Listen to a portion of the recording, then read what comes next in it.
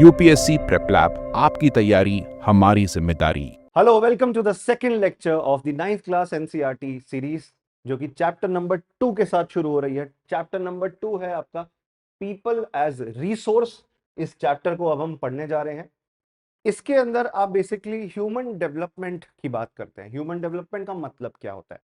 जब आपकी human capabilities को बढ़ावा देने की कोशिश की जाती है, जब इंसान के लिए चॉइसेस, अपॉर्चुनिटीज इंक्रीज होती है, इंसान के पास फ्रीडम होती है, आजादी होती है खुद के फैसले लेने की, जब उसके ह्यूमन राइट्स को आप प्रोटेक्ट कर पाते हो, प्रिजर्व कर पाते हो, तब एक्चुअली में वो ह्यूमन डेवलपमेंट की तरफ जा पाता है। फॉर एग्जांपल, ह्यूमन डेवलपमेंट के लिए हेल्थ, एजुकेशन और स्किल्स की बहुत रिक्वायरमेंट होती है।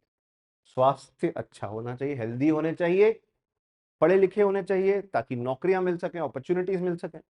और पढ़े लिखे का मतलब सिर्फ कॉपी काली नहीं करनी, रटना नहीं है। You will have to gain skills which are professional in nature and can be used at workplace. इसलिए दोस्तों, अगर आप ये तीनों चीजें गेन और भी बहुत कुछ करते हैं, तो आपके लाइफ में अपॉर्चुनिटीज बहुत बढ़ती हैं, आपको नई नई नौकरियों के ऑप्शंस मिलते हैं, आपके अंदर स्किल्स हो, कैपेबिलिटी हो, काबिलियत हो, तो आपको वो सारे ऑप्शंस मिलते ही मिलते हैं दोस्तों। तो ह्यूमन कैपिटल एक्सपैंड होता है अगर हम लोगों को एक अच्छे रिसोर्स की तरह यूज करते हैं। जैसे पैसा है, पैसा तो लिमिटेड क्वांटिटी में है, उसको आप गलत जगह इस्तेमाल करोगे तो वो बर्बाद हो जाएगा। पर उसको अगर आप सही तरीके से इन्वेस्ट करो, सही जगह अगर यूज करो, तो उससे आप ज्यादा से ज्यादा रिटर्न कमा सकते हो। इसलिए दोस्तों, जब हम बात करते हैं इस चैप्टर की, it presents people as a resource, मतलब एक इकोनॉमिक एसेट के तौर पे मानता है हमारे देश को। इतनी बड़ी पॉपुलेशन, हाय इतनी बड़ी पॉपुलेशन है, अरे इतनी बड़ी पॉपुलेशन है, उसको बर्डन मानोगे, बोझ मानोगे तो अच्छा नहीं है। अच्छी बात है, इतनी बड़ी पॉपुलेशन है, इनको पढ़ा के लिखा के डॉक्टर, लॉयर, इंजीनियर, टीचर बना सकते हैं, और अल्टीमेटली कल को ये देश के अंदर फिर अलग अलग सर्विसेज प्रोवाइड करेंगे और देश का डेवलपमेंट होगा। क्यों ऐसा होता है कि छोटे छोटे countries, Scandinavian countries like Sweden, Norway, Finland, population बहुत कम है, बट फिर भी काफी ग्रो कर रहे हैं, काफी प्रॉस्परस हैं, काफी अच्छा डेवलपमेंट देख रहे हैं दोस्तों। ऐसा क्यों होता है? क्योंकि उन्होंने अपनी पॉपुलेशन के लिए काम किया है, उनको एक इकोनॉमिक एसेट माना है, उनके ह्यूमन कैपिटल को या उनके अंदरूनी पोटेंशियल को देखा है, यूज किया है। पर सर, बच्चा पैदा होता है, उसका कोई पोटेंशियल पैदा होने से लेकर थोड़ी ना होता है। बिल्कुल, वो बिल्ड किया जाता है over a period of time, education के माध्यम से। पढ़ाओगे, लिखाओगे, अवेयर बनाओगे, नए तरीके से सोचने पर मजबूर करोगे, नई सोच दोगे, ट्रेनिंग प्रोवाइड करोगे, तो वो एक एसेट बन सकता है, संपत्ति बन सकता है। पर उसका वही अगर आप रेडिकलाइजेशन करोगे, उसको वायलेंस में ढकेलोगे, तो वो एक टाइम बम बन जाएगा।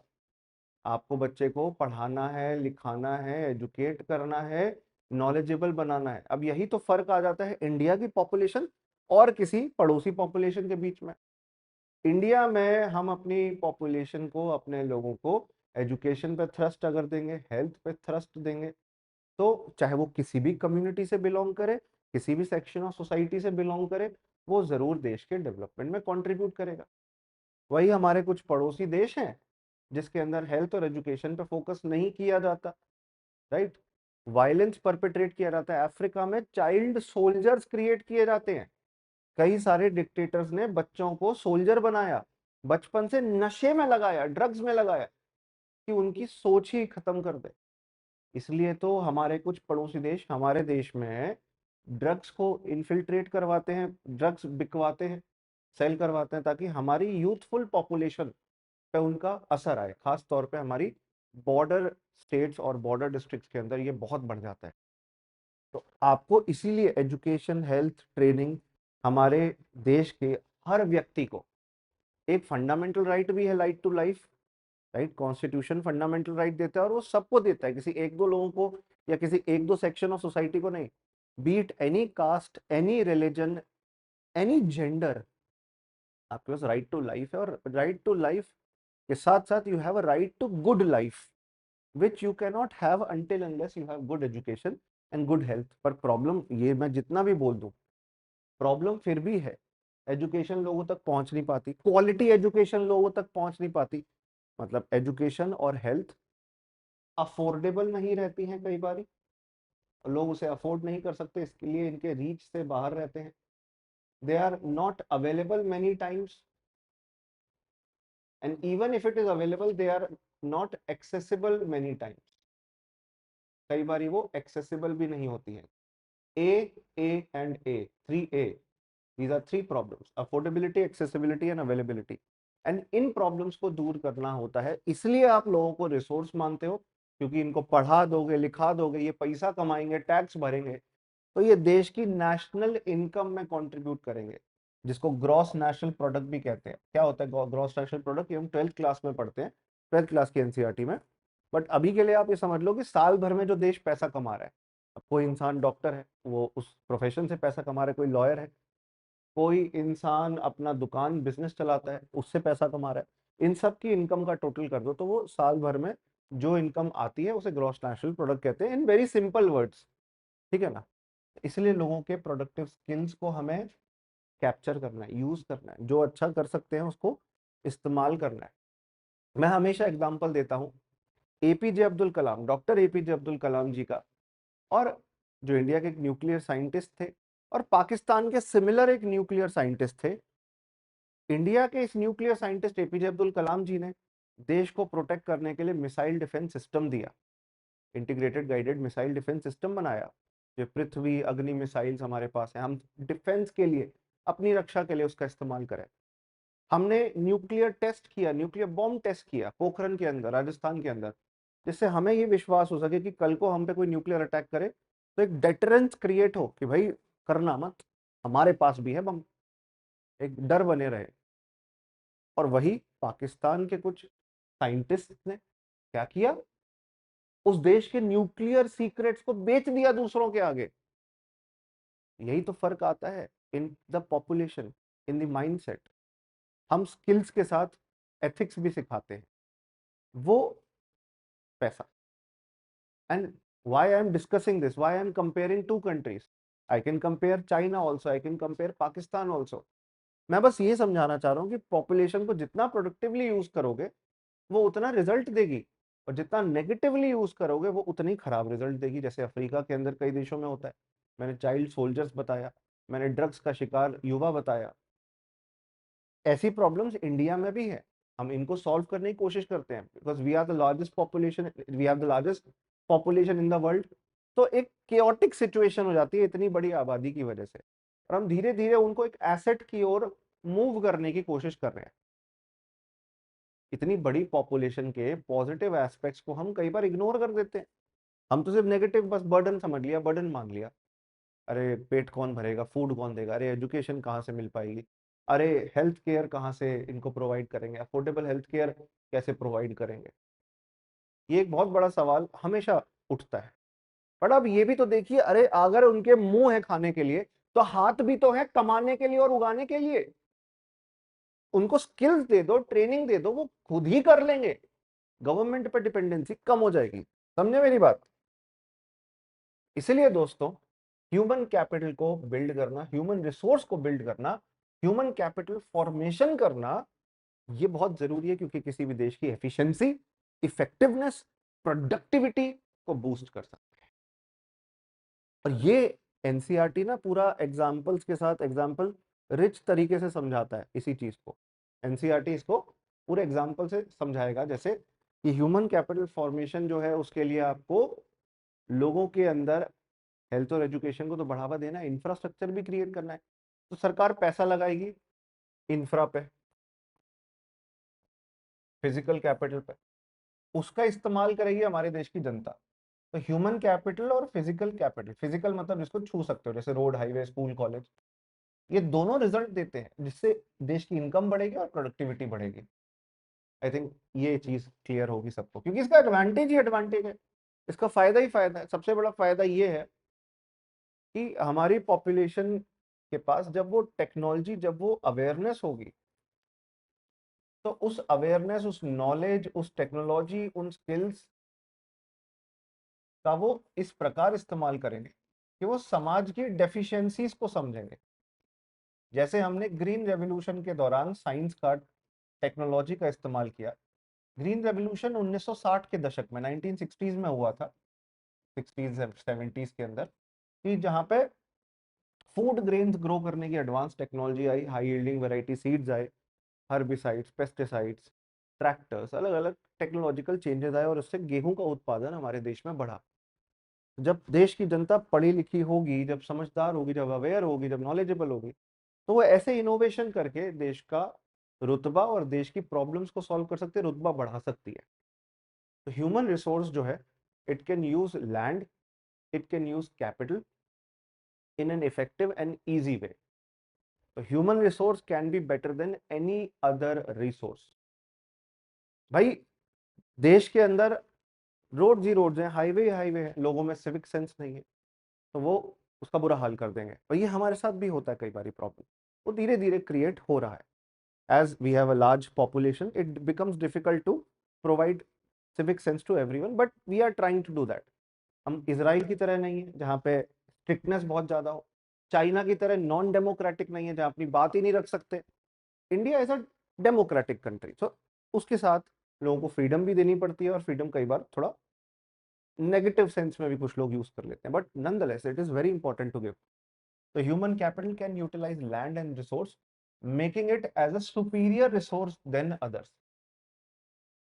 जमीन का इस्तेमाल करके, पैसे का इस्तेमाल करके वो उसी जमीन पर ज्यादा से ज्यादा अनाज उगा सकते हैं, फूड ग्रेन उगा सकते हैं, प्रोडक्शन कर सकते हैं, उसी जमीन पे बिजनेसेस खोल सकते हैं, सामान एक्सपोर्ट कर सकते हैं बना के, नई टेक्नोलॉजी डेवलप कर सकते हैं। तो ये दिमाग है और ये मेहनत है, राइट, बुद्धि और पुरुषार्थ,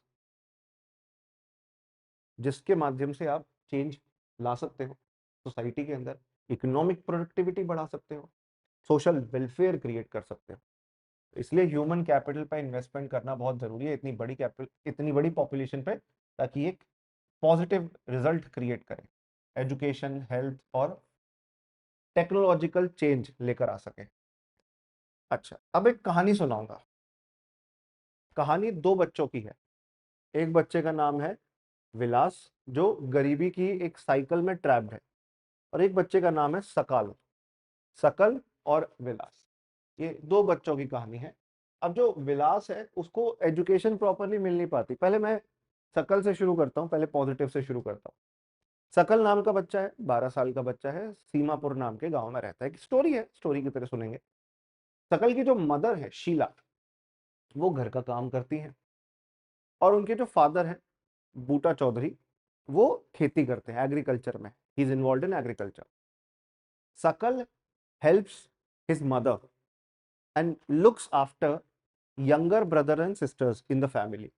ये अपनी मदर की भी मदद करता है, अपने घर के काम में भी मदद करता है, बट एक चीज जो ये कभी छोड़ता नहीं है, he and his family prioritised his schooling, की बच्चा स्कूल जरूर जाएगा। जो उनके पेरेंट्स हैं उन्होंने डिसाइड किया है कि बच्चा एजुकेशन जरूर रिसीव करेगा, स्कूल जरूर जाएगा।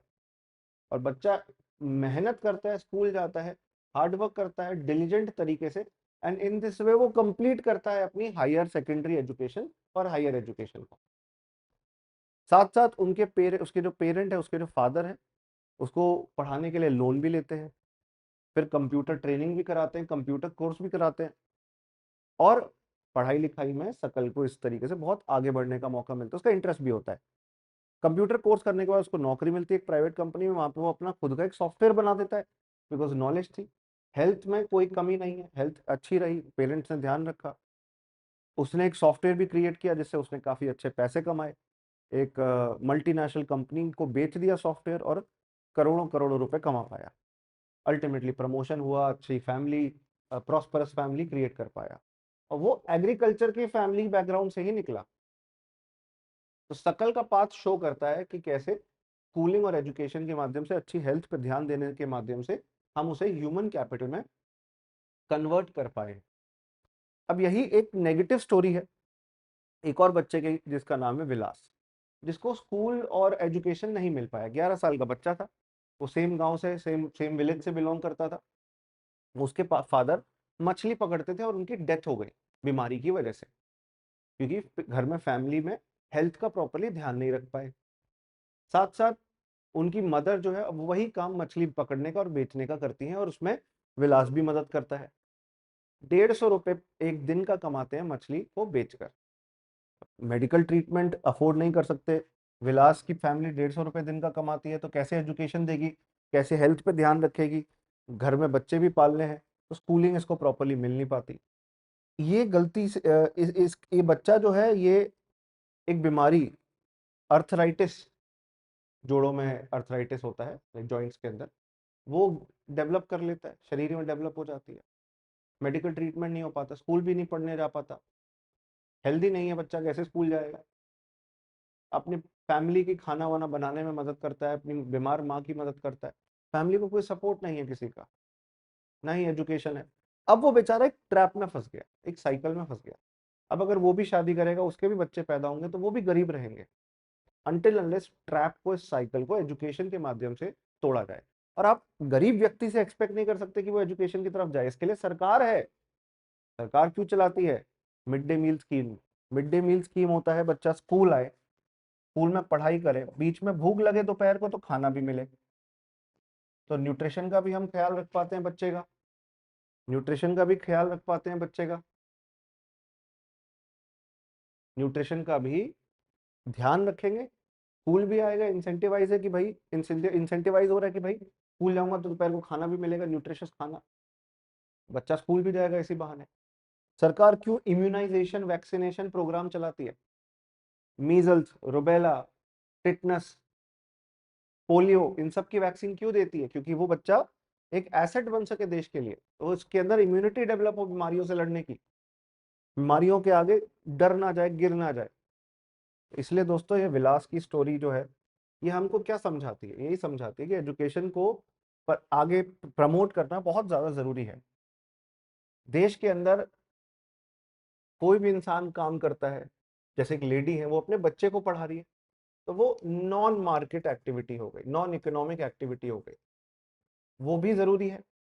और वही लेडी अगर स्कूल में टीचर के तौर पे पढ़ा रही होती तो वो होता मार्केट इकोनॉमिक एक्टिविटी या मार्केट एक्टिविटी, जिससे वो कोई गुड्स बना पाती, सर्विसेज प्रोवाइड कर पाती और पैसे कमा पाती, जैसे स्कूल टीचर बन के स्कूल में पढ़ाना। ठीक है ना?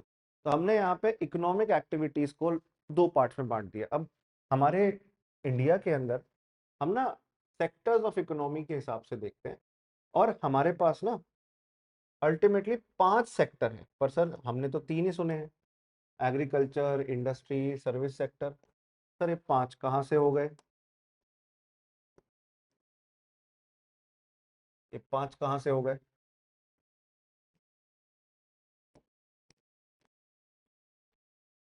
देखिए, पहला सेक्टर है आपका, इसको हम कहते हैं primary. Primary means anything you derive from land. जमीन से कुछ भी प्राप्त करो, रॉ फॉर्म में कुछ भी प्राप्त करो, प्राइमरी सेक्टर होता है वहां पे। जिसमें एग्रीकल्चर हो गया, जिसमें आपका एनिमल हस्बेंड्री हो गया, गाय भैंस को पालने का काम, वो सब प्राइमरी सेक्टर में आता है।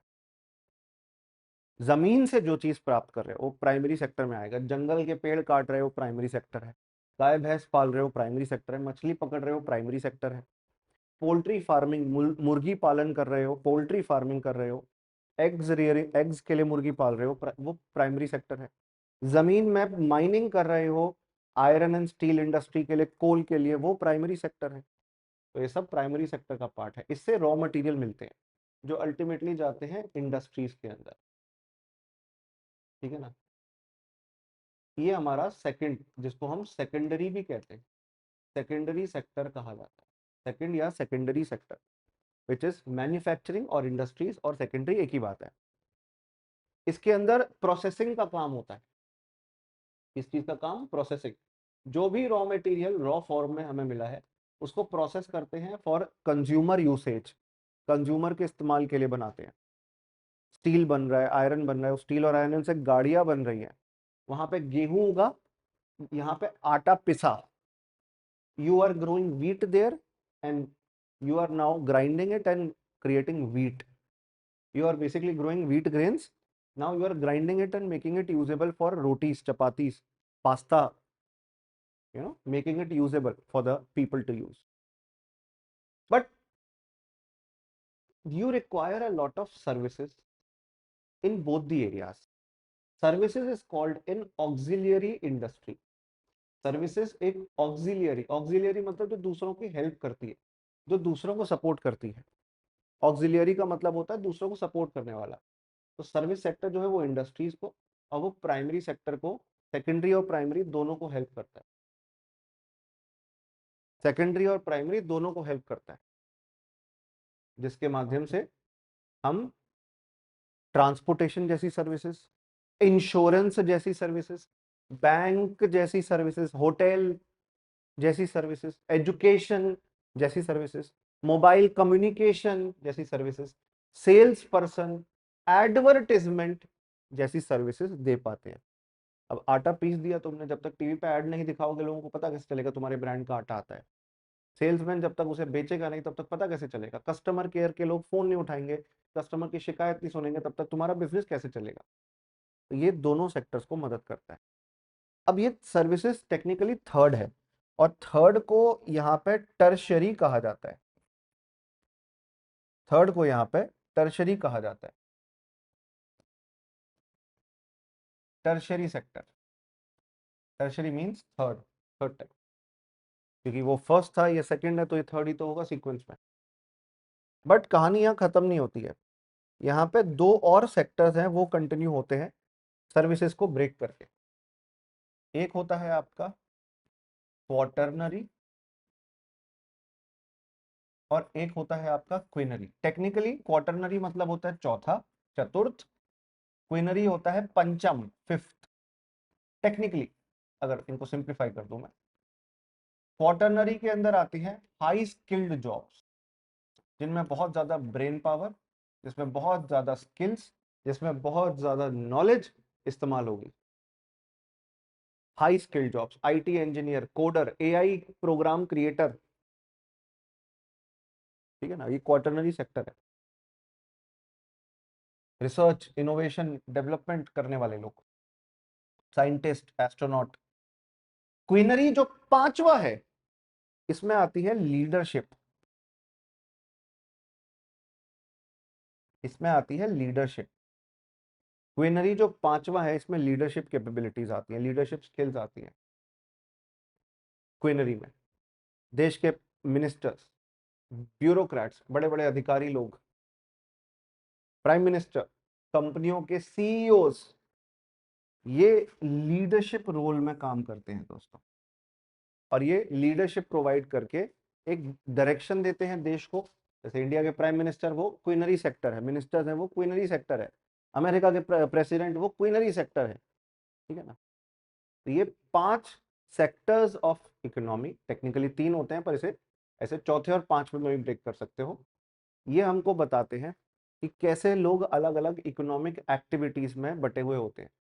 अब एनसीईआरटी बात करता है, इस स्लाइड की मेरे को इतना इंपॉर्टेंट नहीं लगा, इसलिए मेरे को ये डिवीजन बताना सही लगा. ये स्लाइड बस इतना कह रही है कि एजुकेशन जो है वो आपको इकोनॉमिक अपॉर्चुनिटी देगा. पढ़ोगे लिखोगे तो नौकरी मिल जाएगी. ह्यूमन डेवलपमेंट से पहले लोगों को लगता था कि सिर्फ इनकम बढ़ जाए, बस इनकम, बस नौकरी नौकरी नौकरी. अरे थिंकिंग कैपेबिलिटी बढ़नी चाहिए. इसलिए मैं बता रहा हूँ कि एनसीईआरटी के अंदर जो ये सोच है, इसको हम एक लेवल आगे पढ़ के समझें. Income growth should be necessary, but we should focus on expanding the human capital. So development is not just focusing on income increase, it is boosting human capabilities. सिर्फ 4 रुपया फालतू कमा लिया इतना मत सोचो. ह्यूमन कैपिटल इंसान को नए पैराडाइम, नई नई चीजों की तरफ ले जाए. हम स्पेस में जा पाए हैं क्यों? क्योंकि human capital thought beyond just winning the bread. रोटी कमाने के आगे भी सोचा इंसान ने. इसलिए education and skills influence people's earning in the job market, कि कितना पैसा कमाओगे. हालांकि प्लीज डेवलपमेंट को कभी भी इक्वल मत मानो इनकम एक्सपेंशन के. अच्छा, विमेन की बात करिए, प्रॉब्लम बताया सोसाइटी का कि women have limited education and skill development, जिस वजह से वो कम पैसा कमा पाती हैं. और ये बात हमें global gender veg gap report के माध्यम से भी पता चलता है. ऑल्दो इंडिया में जेंडर वेज गैप कम हो रहा है, मेल और फीमेल के इनकम के बीच का फर्क कम हो रहा है। मतलब एक बहुत बड़ा फर्क था, बहुत फासला था। आदमी अगर इतना कमाता है तो लेडी को उतना पैसा नहीं दिया जाता था, और ये गलत सोच है। भाई आदमी हो औरत हो, काम तो बराबर ही कर रहे हैं। बट एक सच्चाई, एक समाज की कुरीति, एक प्रॉब्लम, एक चैलेंज, एक इशू है सोसाइटी के अंदर, डीप रूटेड इशू है, that females are not given their due share of the work. In fact females के लिए कुछ स्पेशल सर्कमस्टेंस भी होते हैं। जैसे कुछ कंपनी इंडिया में आज के टाइम पे मेंस्ट्रुएशन लीव्स देती हैं, 2 दिन 3 दिन की, जब a women is going through the menstrual cycle. जैसे मैटरनिटी बेनिफिट एक्ट के तहत हम 26 हफ्ते की मैटरनिटी रिलीफ देते हैं दोस्तों, फिलहाल के लिए इंडिया में 26 वीक्स की। Because we understand a women should not be pressurized to work when she is pregnant, when she has to take care of her health, her nutrition। उनके थ्रू उनके बच्चे को न्यूट्रिशन मिलेगा, उन्हें अपना ध्यान रखना है ताकि बच्चे का भी ध्यान रख सके। तभी तो जननी सुरक्षा योजना, मातृ वंदना योजना जैसी मेटर्निटी स्कीम इंडिया में सरकार चला रही है, और नौकरी से 26 हफ्ते की छुट्टी दिलवाती है, ताकि लेडी पेड लीव लेकर अपने बच्चे का ख्याल रख सके, पैसा कमाने की चिंता ना हो, सोच ना हो। पर इसी बेसिस पे अगर उनके साथ भेदभाव हो तो ये तो गलत है। ये उनकी इकोनॉमिक एक्टिविटीज करने की क्षमता को, पोटेंशियल को कर्टेल कर रहा है ना। तो many women are employed in sectors with job insecurity. ऐसे काम पे रख दिया जाता है जो अनऑर्गेनाइज सेक्टर में है, जिसमें कोई गारंटी नहीं है जॉब की।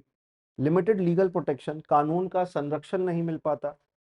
Lack of basic facilities like maternity leave and child care, बच्चों का ख्याल रख पाए खुद से, ऐसी फैसिलिटीज नहीं मिल पाती है। लेडीज को आफ्टर डिलीवरिंग अ बेबी नौकरी पे जाना पड़ता है। ऑफिस में अगर क्रैश फैसिलिटी ना हो, क्रैश वो जगह होती है जहाँ छोटे बच्चों को रखा जाता है, उनके पालने होते हैं, उनका ध्यान रखा जाता है, ताकि लेडी उसी ऑफिस में शांति से काम कर सके, और दिन में जब भी उन्हें ब्रेस्ट फीड करना है, स्तनपान करना है बच्चे को, वो जाके कर सके। वरना वो ऑफिस से घर, घर से ऑफिस, दिन में 2 बार 3 बार 5 बार चक्कर कैसे मारेंगे। तो हमें दोनों प्रायोरिटीज को समझना है। A women's right to work professionally and to be free. Society को उसमें सपोर्ट करना होगा, बट ये सपोर्ट नहीं मिल पाया है। एजुकेशन वाइज सपोर्ट नहीं मिल पाएगा, दूर है स्कूल, नहीं भेजेंगे, सेफ्टी नहीं है, इस वजह से पढ़ नहीं पाई बच्ची, स्किल्स नहीं गेन कर पाई, शादी करा दी कम उम्र में। और जहाँ जिससे शादी कराई, जिस इंसान के घर गए, वहां पे हो सकता है उनका निरादर हुआ, उनको रिस्पेक्ट नहीं मिली, उनके साथ वायलेंस हुआ। अब वो अगर खुद से पैसा कमाना चाहे, वो कैसे कमाएंगी, क्योंकि स्किल्स नहीं है, कैपेबिलिटी नहीं है।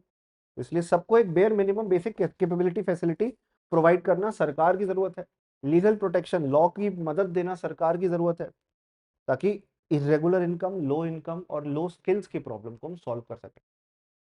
हम जब बात करते हैं ह्यूमन डेवलपमेंट की, तो उसमें health, education, standard of living तीनों को देखते हैं।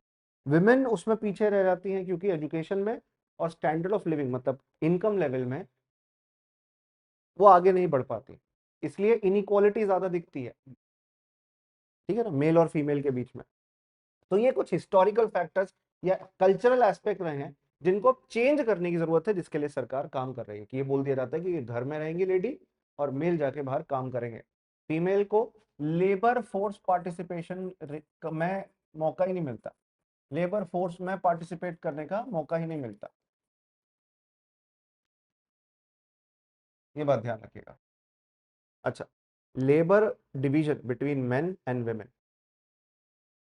women with higher education and skill level earn wages equal to men। अब एक लेडी टीचर बनी, प्रोफेसर बनी, तो जितना मेल को पैसा मिल रहा है उतना ही फीमेल को मिलेगा। तो पढ़ाई लिखाई से उनको वो इक्वलिटी मिल पाई, ठीक है ना। टीचिंग हो गया या मेडिसिन, आमतौर पे क्या होता है, कुछ प्रोफेशन है जहाँ फीमेल्स काफी ज्यादा दिखती हैं, जैसे नर्सिंग सेक्टर हो गया। बट ये जनरलाइज नहीं करना चाहिए, हर जगह विमेन और फीमेल आजकल स्प्रेड कर रहे हैं अपने पंख। आर्मी, नेवी, एयरफोर्स के अंदर भी फीमेल्स जो पहले कम होती थी या नहीं होती थी, वो भी आ रही है। तो ये कहना है एनसीईआरटी का मुझे थोड़ा सही नहीं लगता। बट सच्चाई तो यही रही है कि टीचिंग और नर्सिंग में फीमेल्स ज्यादा रही हैं, मेडिसिन में ज्यादा रही हैं, जो केयर गिविंग सेक्टर होता है। और आजकल तो ये केयर सेक्टर भी मोनेटाइज हो रहा है, और यूपीएससी मेंस में इस पर सवाल भी पूछ चुका है, बजट में इस पर डिस्कशन भी हो चुका है, ठीक है ना। तो वही वाली बात है कि यार, एजुकेशन गिव्स देम अपॉर्चुनिटी, ठीक है ना, जिससे उनका लिटरेसी रेट बढ़ा है। अभी 2021 का सेंसस हुआ नहीं, 2011 के बाद 2021 का होना था।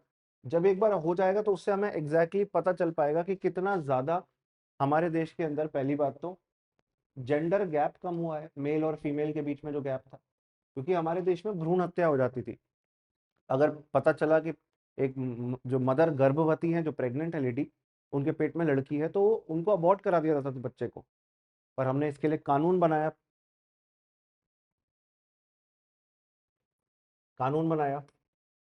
Prenatal diagnostic techniques law, PCPNDT, pre conception pre natal diagnostic techniques act, PCPNDT act, कि कोई भी डॉक्टर अल्ट्रासाउंड करके जेंडर नहीं रिवील करेगा बच्चे का, बैन है, बैन। तो जेंडर गैप कम, जो गैप था वो कम हुआ है, मेल और फीमेल की पॉपुलेशन का गैप था वो कम हुआ है। पर अभी लेटेस्ट सेंसस आया नहीं है, लेटेस्ट लिटरेसी रेट नहीं पता, क्योंकि बहुत ज्यादा फीमेल्स को एजुकेशन मिल पाई। कस्तूरबा गांधी रेसिडेंशियल विद्यालयों के माध्यम से, स्कॉलरशिप इनिशिएटिव्स के माध्यम से, बेटी बचाओ बेटी पढ़ाओ स्कीम के माध्यम से अवेयरनेस बढ़ी, तो लिटरेसी रेट भी बढ़ा है फीमेल का, और स्किल्स भी डेफिनेटली इंप्रूव हुए हैं। जैसे कि कई सारे आजकल सेल्फ हेल्प ग्रुप्स विमेन के द्वारा चलाए जा रहे हैं, चाहे वो फूड आइटम जैसे अचार बेचना हो, पापड़ बेचने हो। महिला ग्रामोद्योग नाम का एक लिज्जत पापड़ वाला ब्रांड तो बहुत पॉपुलर है ही। चाहे वो टेक्सटाइल क्लॉथ्स का काम हो, फीमेल्स हर दिशा में आगे बढ़ रही हैं। तो यही क्वालिटी ऑफ पॉपुलेशन अल्टीमेटली हमको चाहिए। एजुकेशन सोसाइटी के ग्रोथ में सिग्निफिकेंटली कंट्रीब्यूट करता है, ठीक है ना भाई। अगर एजुकेशन अच्छी होगी तो अल्टीमेटली इससे नेशनल इनकम बढ़ेगी, इनइक्वालिटी कम होगी, टेक्नोलॉजी में बूस्ट आएगा, पॉलिटिकल राइट्स प्रोटेक्ट कर पाओगे, क्योंकि अभी क्या नॉलेज की कमी है कि हमारे पास ऐसे अधिकार भी हैं, ठीक है ना, पॉलिटिकल राइट्स प्रोटेक्ट हो पाएंगे। अब जैसे हिंदू कोड बिल आया या ट्रिपल तलाक लॉ आया, जिससे हिंदू और मुस्लिम वेमेन को उनके अधिकार मिल पाए आफ्टर मैरिज, कि अगर पति हस्बैंड डिवोर्स देते हैं, छोड़ देते हैं, ट्रिपल तलाक देते हैं, विमेन के अधिकार प्रोटेक्टेड रहें। तो ये दोस्तों तभी हो पाता है जब एजुकेशन हो, जब हेल्थ पे ध्यान रख पाओ, जब आप अवेयर बना पाओ विमेन को, टेक्नोलॉजी भी बूस्ट होगी, इनइक्वालिटी भी कम होगी, पॉलिटिकल राइट्स भी प्रोटेक्ट होंगे, और अल्टीमेटली देश में जेंडर इक्वालिटी आएगी, मेल और फीमेल के बीच में इक्वालिटी दूर हो पाएगी, जेंडर इक्वालिटी आएगी, जेंडर इक्वालिटी आती है। अब आजकल स्कूल्स है जैसे नवोदय विद्यालय हैं, जो बच्चे की पेस के हिसाब से, स्पीड के हिसाब से बच्चे को पढ़ाते हैं। Pace setting schools are being created in each district, और एक टारगेट है भाई, फीमेल्स की एनरोलमेंट, ग्रॉस एनरोलमेंट रेशो कहा जाता है इस चीज को, उसको बढ़ाओ। स्कूल के अंदर विमेन बच्चियों का ग्रॉस एनरोलमेंट रेशो बढ़ाओ। अलग अलग एनजीओ जैसे प्रथम हो गया, राइट, जिसकी असर रिपोर्ट आती है, annual survey of education report, जिससे पता चल रहा है कि विमेन का एनरोलमेंट रेशो इंडिया के कई डिस्ट्रिक्ट्स में तो मैसिवली बढ़ा है। एनरोलमेंट रेशो मतलब दाखिला, स्कूल में जो बच्ची का दाखिला कराया जा रहा है। प्रॉब्लम आती है उसकी सेफ्टी कंसर्न की वजह से, कि बच्ची को स्कूल छुड़वा दिया जाता है। प्रॉब्लम आती है सैनिटेशन फैसिलिटी अच्छी ना होने की वजह से, प्रॉपर टॉयलेट्स नहीं होने की वजह से, जिस वजह से बच्ची को स्कूल जाने से ही हिचक होती है। इन प्रॉब्लम्स को दूर करना है, या हमारे सिस्टम की सेंसिटिविटी कम होने की वजह से vocational streams are developed to equip high school students with relevant knowledge and skills। भाई एक बदलाव हमने किया है, अब हम national skill development centre, national skill development mission, प्रधानमंत्री कौशल विकास योजना के माध्यम से स्किल्स बूस्ट करने की कोशिश कर रहे हैं, और मार्केट रेलेवेंट स्किल्स वो सिखा रहे हैं, वो पढ़ा रहे हैं जो मार्केट की जरूरत है, ठीक है ना, जिससे बच्चा पैसे कमा सके वोकेशनल ट्रेनिंग, वोकेशनल स्किल्स के माध्यम से। और हमारी कोशिश है कि यूनिवर्सल एक्सेस मिले एजुकेशन का, सबको एक्सेस मिले। मैंने बताया ना वो 3A, affordable, accessible and available, जो नई एजुकेशन पॉलिसी आई है 2020 में, वो इस चीज पे फोकस करती है, वो डाइवर्स नॉलेज पे फोकस करती है, वो नए सब्जेक्ट्स को लाने पे फोकस करती है, वो फिजिकल ट्रेनिंग और मेंटल ट्रेनिंग दोनों पे फोकस करती है, जिससे बच्चे स्कूल में बने रहें, अच्छी क्वालिटी की एजुकेशन गेन कर सके और खासतौर पे बच्चियों को इसका फायदा हो।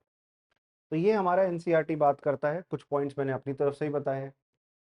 क्वालिटी ऑफ पॉपुलेशन को बूस्ट करने के लिए जैसे सर्व शिक्षा अभियान, कि बच्चों को पहली बात तो हमने राइट टू एजुकेशन दिया हुआ है, 6 से 14 साल की उम्र के बच्चों को सबको फ्री एंड कंपलसरी एजुकेशन मिलेगी।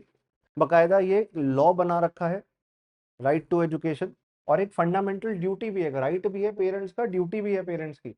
अपने बच्चों को भेजो, अगर वो इस एज ग्रुप में है उनको पढ़ाओ, जिससे अल्टीमेटली साक्षरता दर, लिटरेसी रेट, मतलब टोटल पॉपुलेशन में से कितनी पढ़ी लिखी पॉपुलेशन है उसका परसेंटेज इंक्रीज होगा।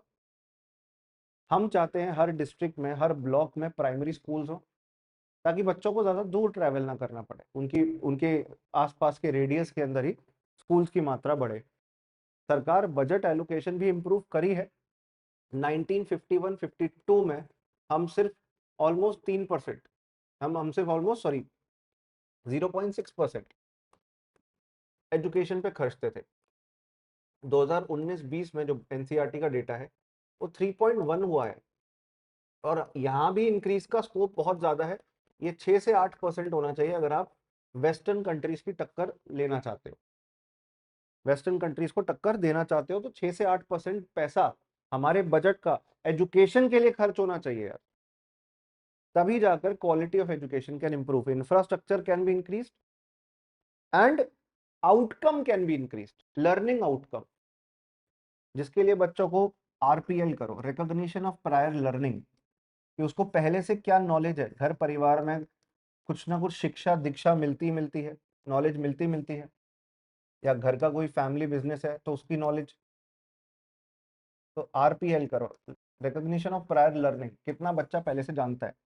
फिर ब्रिज कोर्स चलाओ, मान लो उसने 10th में पढ़ाई छोड़ दी थी, तो 10th 11th और 12th की उसको नॉलेज दी जाए और 12th कराया जाए, उसको पास आउट कराया जाए स्कूल से। बैक टू स्कूल कैंप्स, ऐसे कैंप, ऐसे शिविर लगे कि जो बच्चे स्कूल छोड़ चुके हो ना, फिर से एनरोल करने का मौका मिले। इनफैक्ट अडल्ट कंटिन्यूइंग एजुकेशन को भी बढ़ावा दो, पढ़ाई की कोई उम्र थोड़ी ना है, ये फैसिलिटी तो क्रिएट करो अडल्ट कंटिन्यूइंग एजुकेशन की, मजबूरी में जब लोगों ने एजुकेशन छोड़ दी थी और आज वो वापस आना चाहते हैं एजुकेशन लेने के लिए। Mid day meal should be there and compulsory should be there with good quality and nutritious food. बच्चा स्कूल जाएगा, उसको खाना मिलेगा, तो आप न्यूट्रिशन स्टैंडर्ड भी बढ़ा पाओगे।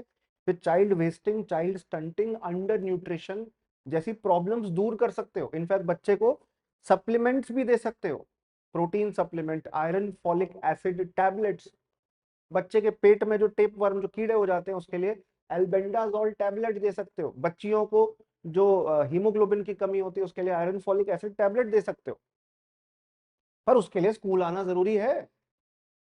इसमें अगर एनजीओ का भी यूज लेना पड़े, जैसे अक्षय पात्र हेल्प कर रहा है मिड डे मील के सर्कुलेशन में, तो लो हेल्प न्यूट्रिशियस फूड बच्चों को अच्छी क्वालिटी का, जिसको खा के बीमार ना पड़े, ऐसा फूड अवेलेबल कराना जरूरी है, जिससे बच्चों का स्कूल में एनरोलमेंट और स्कूल में बने रहना, रिटेंशन, ये दोनों ही इंक्रीज हो दोस्तों।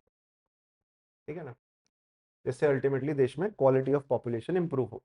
तो ग्रॉस एनरोलमेंट रेशियो इंडिया में हायर एजुकेशन में 27% है, इसको सिग्निफिकेंटली बढ़ाना है, 1.5 गुना करना है कम से कम, कम से कम। Access, quality, skill based education, सब पे फोकस करना है। ठीक है ना, जो लोग रेगुलरली नहीं पढ़ पाते उनके लिए डिस्टेंस एजुकेशन की क्वालिटी इंप्रूव करना है। ऑनलाइन आईटी इंफ्रास्ट्रक्चर का जमाना है, आप भी ऑनलाइन पढ़ रहे हो, अच्छी क्वालिटी ऑनलाइन मिल सके एजुकेशन की, और फॉर्मल एजुकेशन मिल सके, कि लोग जो स्कूल रेगुलरली जाने में समर्थ नहीं है, या काम करते हैं, नौकरी करते हैं, फैमिली रिस्पॉन्सिबिलिटी निभाते हैं, उनको भी एट पार बराबर एजुकेशन मिले, क्वालिटी एजुकेशन मिले। इसकी कोशिश हमने की है पिछले कुछ सालों में, और इसको इम्प्रूव करते रहना है। आप खुद देख सकते हैं इंडिया में कैसे ये आपको एक एक आपको ओवरऑल एजुकेशन लेवल दिखा रहा है, एक मेल का और एक फीमेल का। ओवरऑल एजुकेशन लेवल में देखो इम्प्रूव होता आया है, विमेन एजुकेशन लेवल में भी इम्प्रूव हो रहा है, विमेन एजुकेशन लेवल में कंसिस्टेंट इंप्रूवमेंट हो रहा है। ये है हमारे देश का लिटरेसी रेट। जैसे जैसे पॉपुलेशन बढ़ रही है वैसे वैसे उस पॉपुलेशन में यंगस्टर्स के आने के बाद, स्पेशली हमारे जेनजी के आने के बाद, लिटरेसी रेट भी बढ़ रहे हैं। कुछ स्टेट्स में तो बहुत हाई है, जैसे केरला में इट इज बियॉन्ड 90%, और कुछ में ये 60 से 65% के बीच में, जैसे बिहार। तो ये एक शार्प इनइक्वालिटी को शो करता है। इस शार्प इनइक्वालिटी को, राइट, शो करने के लिए, इस शार्प इनइक्वालिटी को कम करने के लिए, पार्डन मी, हम अभी जो नेशनल एजुकेशन पॉलिसी आई है उसके तहत काम कर रहे हैं। अच्छा, दूसरा, अब हेल्थ, एक पैरामीटर तो आपने एजुकेशन का देख लिया, दूसरा हेल्थ का है। हेल्थ इंपॉर्टेंट है, हमको पता है। अच्छी हेल्थ होगी तभी इंसान काम कर पाएगा, पढ़ाई कर पाएगा और एम्प्लॉयड हो पाएगा, जॉब कर पाएगा। जिसकी हेल्थ खराब होगी वो हॉस्पिटल में रहेगा, ट्रीटमेंट कराता रहेगा, तो वो प्रोडक्टिवली कंट्रीब्यूट कैसे करेगा? ठीक है ना। हमारे देश में वाटर बोर्न डिजीज बहुत सारे, वेक्टर बोर्न डिजीज, गंदे पानी से फैलने वाली बीमारियां, जान जो वेक्टर होते हैं, जो मक्खी मच्छर, इनसे फैलने वाली बीमारियां हैं, वो बहुत ज्यादा है, जो किसी की भी प्रोडक्टिव कैपेसिटी को ब्रेक कर देती है। इसलिए अब हेल्थ के डायमेंशन को देखना जरूरी है कि अगर इंसान न्यूट्रिशियस खाना नहीं खाएगा, हेल्दी नहीं रहेगा, बीमारियों से लड़ नहीं पाएगा, उसकी इम्यूनिटी अच्छी नहीं होगी, तो वो अल्टीमेटली कंट्रीब्यूट नहीं कर पाएगा देश के डेवलपमेंट में। 1970s और 80s में जब हम डेवलपमेंट पर डिबेट कर रहे थे, तब हमने एम्प्लॉयमेंट पे फोकस किया, साथ साथ हमने हेल्थ पे भी फोकस किया, और हेल्थ के लिए ही हम आजकल कई सारे प्रोग्राम, जैसे प्रधानमंत्री जन आरोग्य योजना चला रहे हैं। जन आरोग्य योजना जो है, ये आयुष्मान भारत स्कीम भी कहा जाता है। एक फैमिली को साल का 5 लाख रुपए मिलता है मेडिकल ट्रीटमेंट हॉस्पिटल से कराने के लिए। वो आपके बिल को ही रिइंबर्स कर देती है सरकार, अगर हॉस्पिटलाइजेशन की नौबत आई और अगर आपका इलाज होना है तो 5 लाख रुपीज आपको दिए जाते हैं आयुष्मान भारत इनिशिएटिव में। हम ऐसे ही भारतीय जन औषधि परियोजना, प्रधानमंत्री भारतीय जन औषधि परियोजना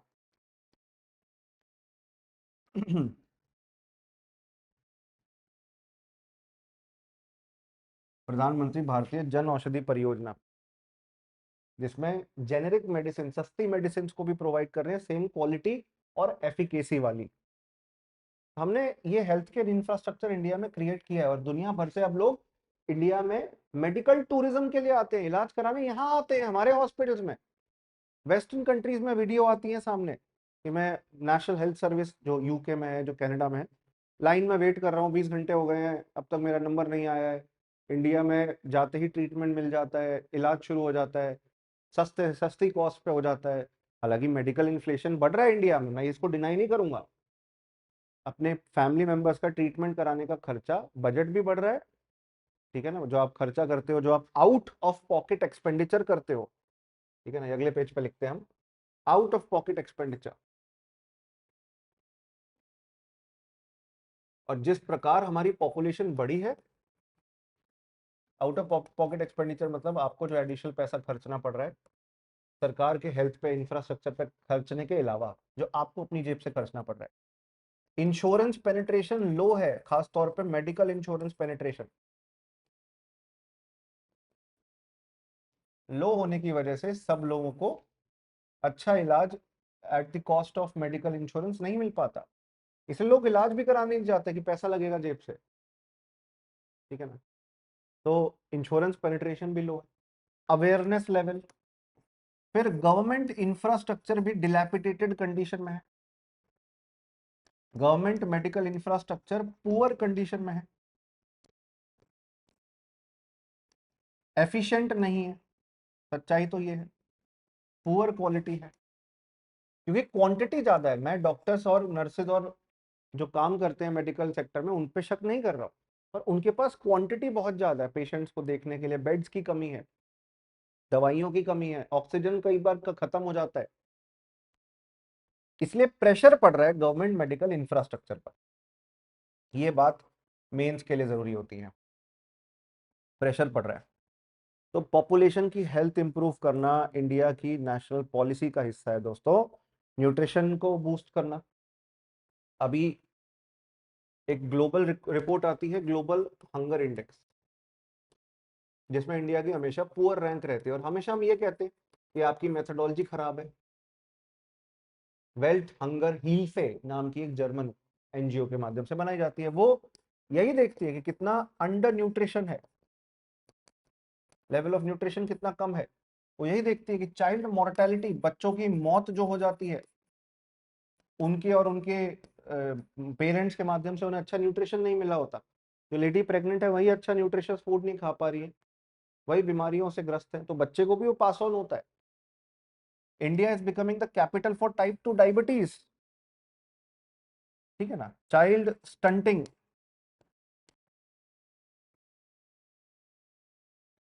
बच्चे की हाइट नहीं बढ़ पाती एज के साथ साथ। चाइल्ड वेस्टिंग, बच्चे का वजन नहीं बढ़ता बच्चे की एज के साथ साथ। मल्टीपल प्रॉब्लम्स आ रहे हैं जो ग्लोबल हंगर इंडेक्स देखता है, और इन सब में इंडिया कहीं ना कहीं लैग बिहाइंड कर रहा है, पीछे है। इसको हमें दूर करना है, और खास तौर पे हमारे देश के वल्नरेबल सेक्शंस के लिए। एक चीज इंप्रूव ये हुई है कि आजादी के टाइम पे हमारे देश का एक नौजवान औसत 40 साल जीता था, ठीक है ना कोई बीमारी से डेथ हो जाती थी, वॉर से डेथ हो जाती थी। एवरेज देश की जो एज होती थी, जिसको लाइफ एक्सपेक्टेंसी कहते हैं, कि पैदा होने के बाद कितने साल तक ऑन एन एवरेज कोई जी सकता है, वो 40 होती थी, जो अब 70 तक आई है। ये भी कम है, जापान की 80 प्लस है। इन्फेंट मोर्टेलिटी रेट भी कम हुआ है, अब ये 20s में आ गया है, 36 से भी कम होके ये 147 होता था। 1000 बच्चों पे इतने बच्चों की मृत्यु हो जाती थी, ये कम हुआ है सिग्निफिकेंटली। और ये क्यों होती थी? क्योंकि अच्छा इंफ्रास्ट्रक्चर नहीं मिल पाया, इलाज नहीं मिल पाया टाइम पे, प्रॉपर हॉस्पिटल में बच्चे की डिलीवरी नहीं हुई। अब हमने लक्ष्य इनिशिएटिव चला रखा है, जो लेबर रूम, जो प्रसव केंद्र होता है, जो लेबर रूम होता है, उसके इंफ्रास्ट्रक्चर की क्वालिटी बूस्ट करने के लिए, जहाँ लेडी बच्चे को डिलीवर करेंगी, प्रॉपर सैनिटाइज्ड हो, प्रॉपर डॉक्टर अवेलेबल हो, ट्रीटमेंट हो, सर्जरी की जरूरत पड़े, वो सब फैसिलिटी हो। लाइफ एक्सपेक्टेंसी इंक्रीज हुई है हमारे देश में, सच बात है, ये एक अच्छी बात है। और बर्थ रेट, अब हम उस डेमोग्राफिक फेज में है, जैसे शुरुआत में होता है कि बर्थ रेट भी हाई होते हैं, बच्चे भी बहुत पैदा हो रहे हैं, और डेथ रेट भी हाई होते हैं। अब हम उस फेज में है कि हमारे बर्थ रेट कम हो रहे हैं, इंडिया में उतने बर्थ नहीं है, उतने बच्चे नहीं पैदा हो रहे जितने पहले होते थे। हमारा टीएफआर कम हुआ है। टीएफआर का मतलब है टोटल फर्टिलिटी रेट, जिसका मतलब है कि कितने बच्चे एक महिला अपने जीवन में एवरेज पैदा करेंगी। ये 4 5 6 होता था, कुछ स्टेट्स में 6 6 होता था, कि 6 6 बच्चे एक लेडी के द्वारा पैदा किए जाते थे, ये उम्मीद से कि कुछ बच्चे की तो डेथ हो जानी है, ठीक है ना। तो अल्टीमेटली जो सर्वाइविंग हो वो प्रोडक्टिवली कंट्रीब्यूट करें। खेती करता था इंसान, खेत में मशीनें तो यूज नहीं हो रही, इंसान यूज हो रहे हैं, तो ज्यादा इंसान होंगे तो ज्यादा अच्छे से खेती हो पाएगी, तो ये सोच के ज्यादा बच्चे पैदा किए जाते थे। अब वो सोच में बदलाव आ रहा है, महंगाई भी बढ़ रही है, तो टोटल फर्टिलिटी रेट कम हुआ है, जिसको हमें 2.1 करना है, ये आइडियल माना जाता है, जिसको हम कहते हैं रिप्लेसमेंट रेट। रिप्लेसमेंट रेट का मतलब है कि अभी एक हस्बैंड वाइफ है, ये 2 बच्चे पैदा कर जाएं, कि कल को इनकी डेथ भी हो जाए, तो ये अगर 2 माइनस हुआ इनकी डेथ से, तो इन्होंने 2 बच्चे पैदा कर दिए थे, तो 2 प्लस भी हो रहा है। और 0.1 इसलिए है क्योंकि कई बच्चे हैं जो पैदा होने के बाद मर जाते हैं, डेथ हो जाती है, मृत्यु हो जाती है, ऐसा नहीं होना चाहिए पर हो जाता है, क्या करें, ठीक है ना। इसलिए मार्जिन ऑफ एरर 0.1 का लिया हुआ है, तो 2.1 हमारा रिप्लेसमेंट रेट है, कि अगर 2 इंसान है हस्बैंड वाइफ, तो 2 बच्चे वो पैदा करें, बच्चे दो ही अच्छे। कहावत है ना, चाइना ने तो वन चाइल्ड पॉलिसी करी थी, क्योंकि बहुत बहुत ज्यादा पॉपुलेशन बढ़ गई थी, और उनको पता था अब अनसस्टेनेबल हो जाएगी। इंडिया डेमोक्रेटिक कंट्री ऐसा कुछ कर नहीं पाया, बट हाँ पॉपुलेशन कंट्रोल के लिए एफर्ट्स हमने किए, फैमिली प्लानिंग इनिशिएटिव चलाई, और जिस तरीके से जिस स्केल पे होने चाहिए थे उस स्केल को हम हिट नहीं कर पाए। नॉनदलेस लॉन्जेविटी, कितने लंबे साल तक आप जी सकते हो, ये आपकी क्वालिटी ऑफ हेल्थ और लाइफ को शो करता है, ये इंप्रूव हुआ है, तो मतलब हमारा देश हेल्थ केयर में इंप्रूव कर पाया है, काफी चीजें इंप्रूव कर पाया है। बच्चे जो मृत्यु हो जाती थी, ठीक है ना, पहले तो 28 दिन में बच्चों की नियोनेटल मोर्टेलिटी हो जाती थी, या पहले साल इन्फेंट जो है बच्चा पहले ही साल दम तोड़ देता था, या शुरुआती 5 सालों में दम तोड़ देता था। ठीक है ना। तो नियोनेटल मोर्टेलिटी, इन्फेंट मोर्टेलिटी और चाइल्ड मोर्टेलिटी, ये क्या होते हैं, ये आपका होमवर्क है, मैंने नाम बताए हैं आपको। इन तीनों में हमने कटौती करी है, कमी करी है, रिडक्शन किया, which is a good thing. और ये बहुत सिग्निफिकेंटली रिड्यूस होने चाहिए, और वो अच्छी हेल्थ केयर सिस्टम के बाद ही हो पाएंगे। ठीक है ना। तो ये सब चेंजेस इंडिया ने पिछले कुछ सालों के अंदर किए हैं। नेक्स्ट पॉइंट पे चलते हैं, स्किल्स और अनएम्प्लॉयमेंट का रिश्ता। अनएम्प्लॉयमेंट को हम आगे एडवांस क्लासेस में ही पढ़ते हैं, पर एक बार बेसिक अगर हम समझ लें, अनएम्प्लॉयमेंट का मतलब है कि कोई इंसान काम करना चाहता है, wants to work, but is not able to find work. अगर आप ह्यूमन डेवलपमेंट अप्रोच से चलते हैं दोस्तों, तो इकोनॉमी की रिचनेस तभी देखी जाती है कि जब लोगों के पास काम हो, राइट, अपॉर्चुनिटीज हो। और अपॉर्चुनिटीज क्रिएट नहीं हो पाती खास तौर पे हमारे वल्नरेबल सेक्शंस के लिए, और खास तौर पे रूरल एरियाज के लिए, रूरल एरियाज के अंदर। ठीक है ना। हालांकि हम एक शिफ्ट देख रहे हैं, हम देख रहे हैं कुछ अर्बन एरियाज में कई जगहों पे अनएम्प्लॉयमेंट ज़्यादा है। हम देख रहे हैं कि एजुकेटेड लोगों में अनएजुकेटेड लोगों के मुकाबले अनएम्प्लॉयमेंट ज़्यादा है, पर वो एक अलग पैरामीटर के बेसिस पे देखा जाता है। रूरल एरियाज के अंदर सीजनल और डिस्गाइज्ड अनएम्प्लॉयमेंट होता है। डिस्गाइज मतलब कि अगर ये खेत है, खेत में 4 लोग काम कर रहे हैं, मैं इनमें से 2 को हटा भी दूं, 4 भाई हैं काम कर रहे हैं, 2 को हटा दूं तब भी उतना ही अनाज उगेगा। तो मतलब ये 2 लोग एक्स्ट्रा है, जिनको और किसी सेक्टर में डालते तो पैसा कमा के देते।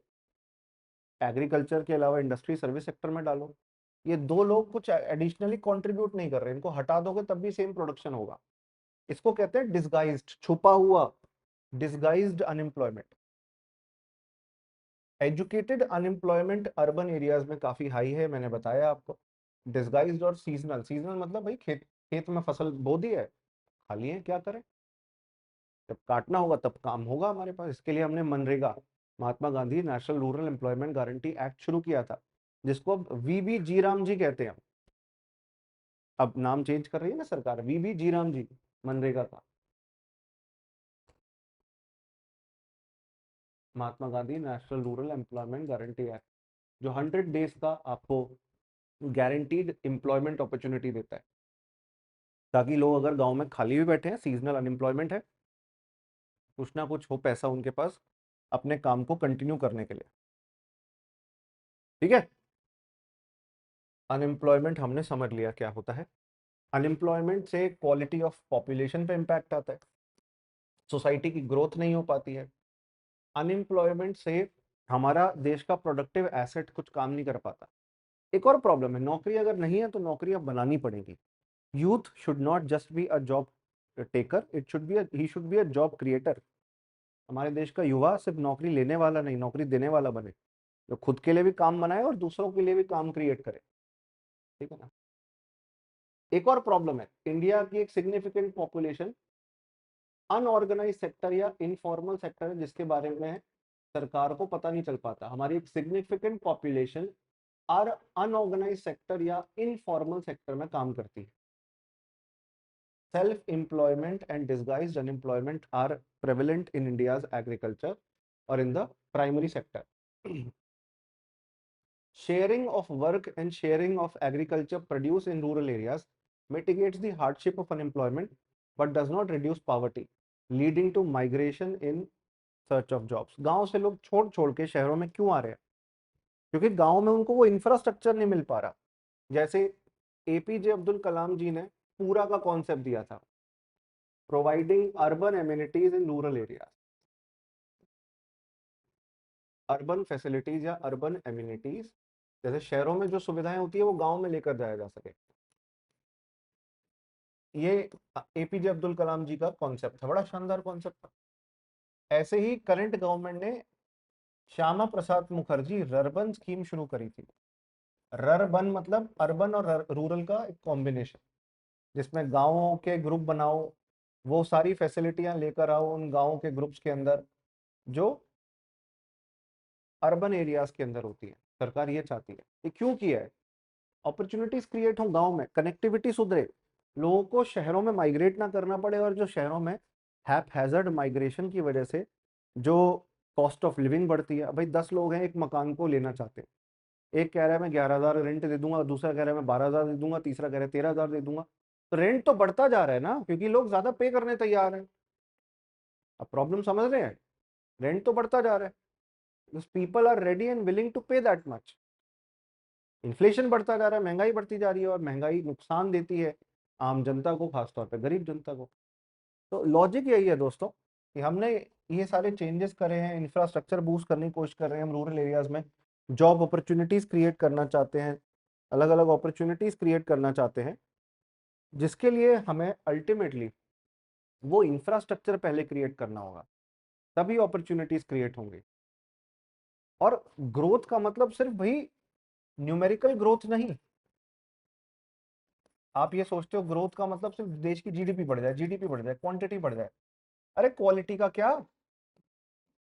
क्वांटिटी पे ही फोकस है आपका, क्वालिटी का क्या भाई। इसलिए डेवलपमेंट आना चाहिए,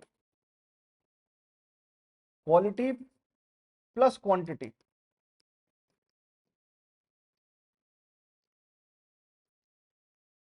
इन दोनों पे फोकस, ठीक है ना, क्वांटिटी प्लस क्वालिटी दोनों पे फोकस हो। डेवलपमेंट ह्यूमन कैपिटल का इस प्रकार चाहिए, so that the richness of human life can be converted into the richness of economy, like that. Education पे, हेल्थ पे, स्किल्स पे पैसा खर्चोगे तो होगा अपने आप, और इन प्रॉब्लम्स को, सीजनल अनएम्प्लॉयमेंट और डिस्गाइज्ड अनएम्प्लॉयमेंट की प्रॉब्लम को दूर कर सकते हैं। सीजनल अनएम्प्लॉयमेंट मतलब कुछ सीजन में जब काम नहीं होता है, कुछ स्पेसिफिक मंथ्स में या बारिश के सीजन में। डिस्गाइज अनएम्प्लॉयमेंट बताया कि ओवर डिपेंडेंसी है एक ही खेत पर, उसी एरिया की पॉपुलेशन की ओवर डिपेंडेंसी है, उनको कहीं और प्रोडक्टिवली लगाओ तो ज्यादा पैसा कमा के दे सकते हैं। With this we finish our chapter number 2. I hope you have liked it. It was one of the most detailed and comprehensive lecture, an in-depth lecture for both prelims and mains on the internet, जो एक beginner को, जो एक शुरुआती बच्चे को बहुत help करेगा। मेरी आशा है आपको अच्छा लगा हो। Thank you and keep on watching our NCERT series. Good luck, take care.